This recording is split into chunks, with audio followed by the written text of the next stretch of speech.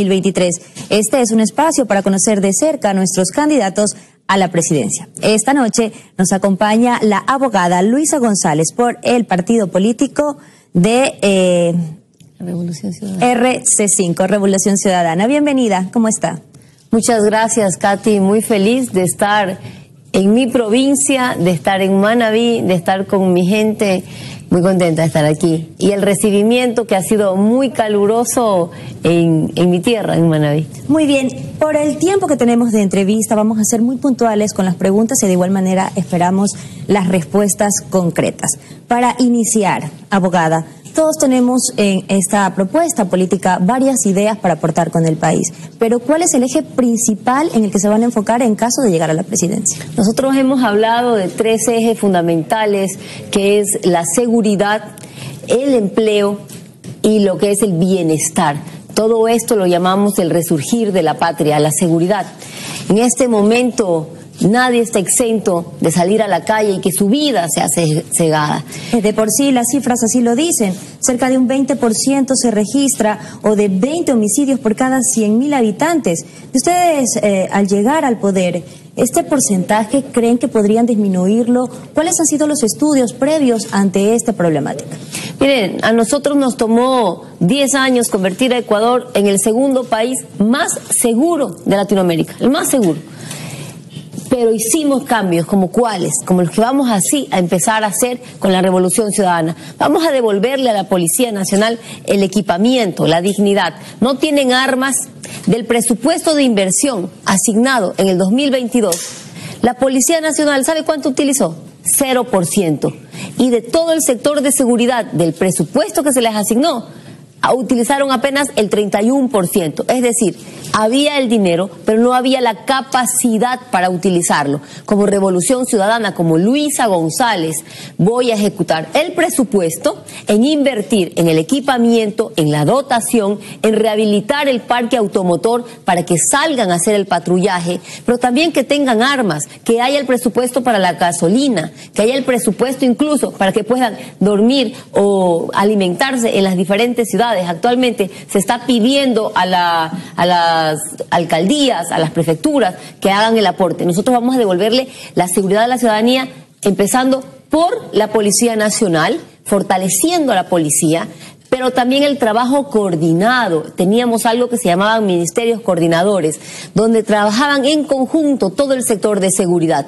Fuerzas Armadas, a través del Ministerio de Defensa, Ministerio del Interior con la Policía, el ECU 911, que lo vamos a tener que reequipar porque la mitad de sus cámaras ya están dañadas por falta de mantenimiento. Usted nos habla acerca de hacer una inversión bastante importante y necesaria dentro del país. Nos habla además de un trabajo en el que estas secretarías o carteras de Estado que fueron cerradas serían reabiertas en caso de ustedes llegar al poder, que pudiera ser la solución al problema. Pero ante esto también tenemos que analizar el escenario económico que atraviesa nuestro país. No es la misma realidad la de ahora a la de hace 10 años. Comenzando por eso. Además, si se diera el sí en la consulta popular, el petróleo del Yasuní se quedaría bajo tierra.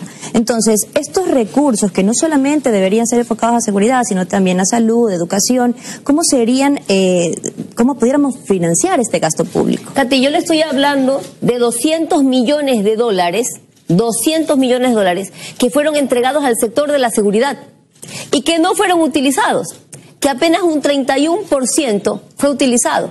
Es decir, está el dinero allí y no lo han usado, el peor de los mundos. Ese dinero, con capacidad y liderazgo, lo vamos a utilizar y no va a ser devuelto a las arcas del Estado, porque va a ser utilizado en la seguridad suya, de nuestros ciudadanos. Segundo, en cuanto al Yasuní, es importante que los ciudadanos conozcan que ya se está extrayendo el petróleo del bloque 43 en el Yasuní. No es que con la consulta recién irían a entrar y con eso se impide que ingresen. No, ya están extrayendo el petróleo y eso deja así 1.200 millones de dólares para las arcas del Estado.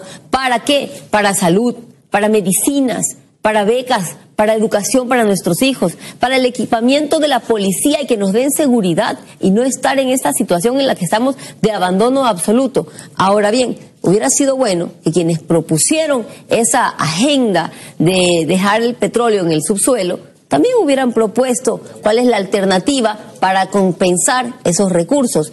Yo prefiero esperar a ver qué ocurre con la consulta, pero de todas formas es importante pensar que si llega a ganar el sí, no solamente es el dinero que dejamos de percibir, son las indemnizaciones millonarias que tendremos que pagar, que la va a pagar usted, madre de familia, que la vamos a pagar nosotros, ciudadanos comunes. ¿Por qué? Por una consulta que se hizo por una iniciativa de un movimiento que no dio soluciones, que prácticamente está dando una idea sin proponer cómo compensar esos 1.200 millones al Estado. Abogada, entonces quedaría claro que en caso de que la consulta popular diga que sí o no, eso también dependería mucho de dónde obtendríamos el presupuesto para poder financiar el gasto público. Pero un poco más atrás, hablemos de su campaña y de la campaña que generalmente han venido haciendo algunos políticos dentro del país y que algunas de estas se han visto vinculadas con el narcotráfico.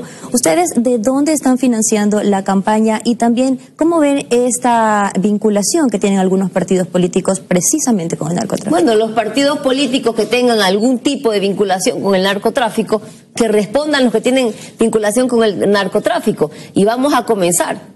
El partido de gobierno, el señor presidente de la República, en el informe León de Troya, que le valió la destitución, que no llegó a eso porque él mismo llamó antes a muerte cruzada, informe que lo vincula a él con la banda, con bandas delictivas, con el narcotráfico, pero exactamente con los albaneses. Y al descubrirse este entramado de corrupción del gobierno nacional, del partido político de gobierno de Creo, optó por la muerte cruzada y optó por esconder el informe de la Policía Nacional en conjunto con Reino Unido, en conjunto con Estados Unidos, donde investigaron y salió que los vínculos con el narcotráfico, con las bandas organizadas transnacionales, es del partido del gobierno, es del presidente Guillermo Lasso y es de Creo. Entonces que respondan ellos. Nosotros nos financiamos con los aportes de los ciudadanos. Mucha gente nos regala camisetas, gorras, veo que las reparten, lo hacen de forma militante, están con sus autos, brandean ellos mismos. Tengo videos de gente en casa haciendo banderas. Mi agradecimiento siempre profundo a nuestra militancia, que además somos el único partido político que tiene estructura hasta el último rincón de la patria. Muy bien, abogada. Avancemos con las preguntas. Analicemos una pregunta que realmente a los ecuatorianos les interesa saber, y es, en caso de Luisa González llegar a la presidencia, ¿esto sería la primera puerta que abre el regreso del expresidente Rafael Correa al país? El regreso del expresidente Rafael Correa no está dado por lo que Luisa González haga o Luisa González diga. Está determinado por lo que ocurre en el sistema de justicia. Rafael Correa está llevando un proceso judicial a nivel internacional, en cortes internacionales, donde el caso Sobornos, donde está sentenciado por influjo psíquico, dijo la señora fiscal, que ha irradiado influjo psíquico, es una risa y una burla a nivel internacional. En el caso de que usted llegue a ser presidenta de nuestro país, de todas maneras vamos a tener dentro de nuestra administración la injerencia del expresidente Rafael Correa.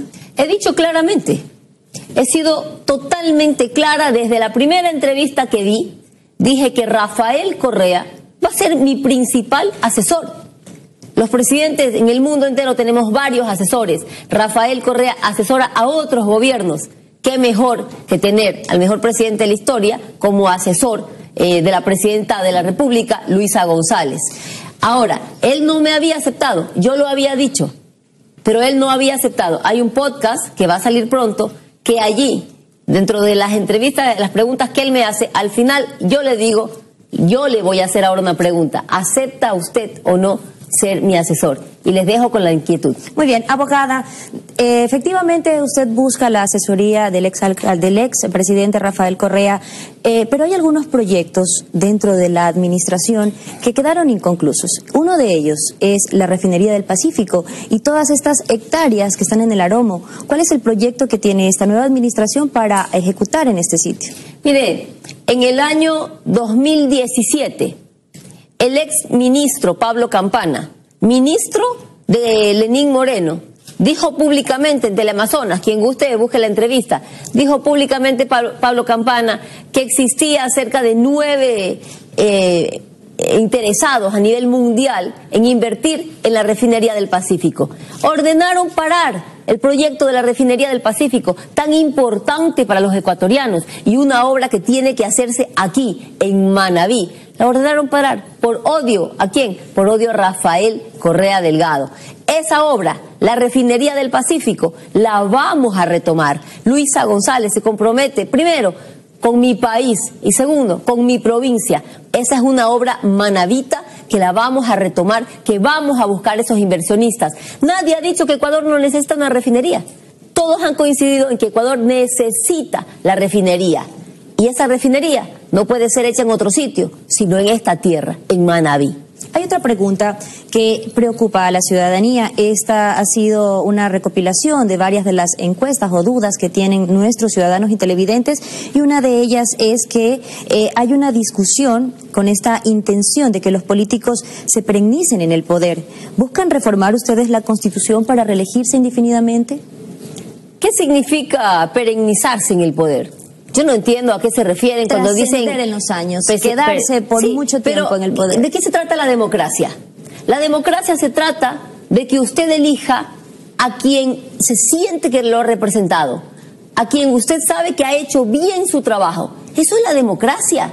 A usted, si hace bien su trabajo, se lo renuevan cada año. Si no hace bien, ya no se lo renuevan. Pues lo mismo, la democracia es que si los electores, que si los votantes, que si los ciudadanos sienten que hay un alcalde, un prefecto, un presidente que hace bien su trabajo, que ha hecho bien las cosas, que ha sabido conducir al Estado, debe ser reelegido. De hecho, aquí siempre hubo reelecciones indefinidas. Guayaquil, el exalcalde Jaime Nebot, creo que estuvo como 25 años, nadie dijo nada, hasta que Rafael Correa estuvo 10 años, logró convertir a Ecuador en el segundo país más seguro de Latinoamérica, el segundo país con la mejor red vial de Latinoamérica, sacar 2 millones de personas de la pobreza. Por primera vez Manabí tuvo una red vial decente. Y dicen, no, ahora ya no queremos reelección.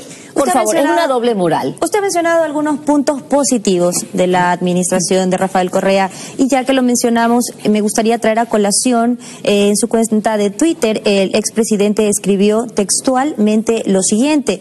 Dice él en su texto que hacia el medio digital La Historia: esos no son periodistas, son sicarios de tinta. Ya falta poco. La primera pregunta es, ¿ya falta poco para qué? Y la segunda es, ¿cómo podemos considerar? Mira, justamente en la pantalla tenemos ahora este tuit, precisamente de una información que salió en el medio.